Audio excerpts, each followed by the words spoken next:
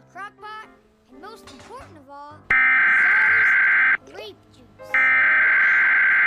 Here, let me help you with that. That's heavy.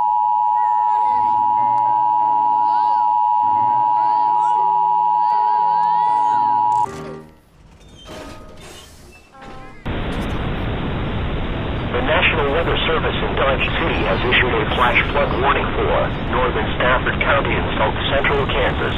This includes the cities of Zenith, Stafford, Seward, Radium, Hudson until 5 a.m.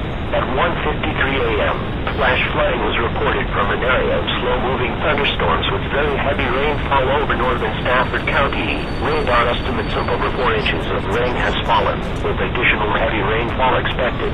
Runoff from this excessive rainfall will cause flash flooding to occur. Be especially cautious at night, when it is harder to recognize the dangers of flooding.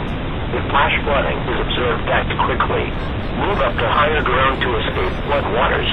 Do not stay in areas subject to flooding when water begins rising. To report flooding, have the nearest law enforcement agency relay your report to the National Weather Service Forecast Office in Dodge City.